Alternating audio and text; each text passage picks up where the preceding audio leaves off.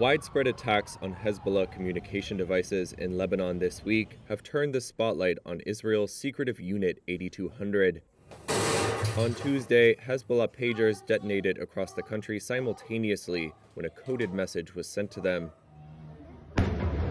The next day, handheld radios used by the armed group exploded in Beirut's suburbs and the Bekaa Valley. The combined attacks killed at least 37 people and wounded over 3,000 more. Although Israel has so far remained silent on the surprising attacks, security sources told Reuters they were likely carried out by its Mossad spy agency. However, one Western security source said that a secretive cyber intelligence unit that is not part of the Mossad was also involved in planning the operation, which the source said was over a year in the making. Unit 8200 is the largest single military unit in the Israel Defense Forces. It functions in a similar way to the U.S. National Security Agency and, according to sources, was involved in the development stage of the Hezbollah devices, specifically the technical side of testing how explosive material could be inserted in them when they were manufactured. Although the IDF rarely comments on 8200's activities, in 2018 it said the unit's operations ran from intelligence gathering and cyber defense to, quote, technological attacks and strikes. Reuters on Wednesday interviewed Kobi Samboursky, a former member of the unit. Samboursky said he had no knowledge that Unit 8200 was involved in the attacks in Lebanon, but said the sophisticated operation seemed like the sort of projects that drive its members.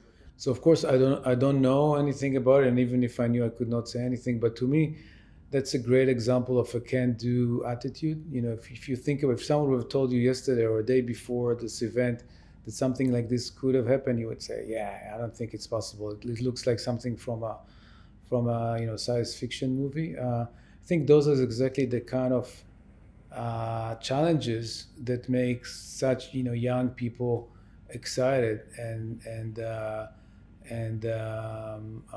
think a great example of how smart minds could work to achieve a challenge that looks again crazy when you just think of it for the first time. Samboursky also says a hallmark of the unit is its high turnover of young, hand-picked recruits replacing veterans. People get to the unit mostly at the age of 18, which is of course very young. They have zero experience. Innovation is almost an integral part of the culture, and it's very exciting, specifically in our day and time where things are moving so dramatically. So whatever the organization learned to do, after a few years, you want to rotate it and you want to learn new stuff. So with this flow of new and very talented, very young and talented people, you get this almost automatically. Some graduates of Unit 8200 have gone on to build Israel's private tech sector and some of its biggest companies.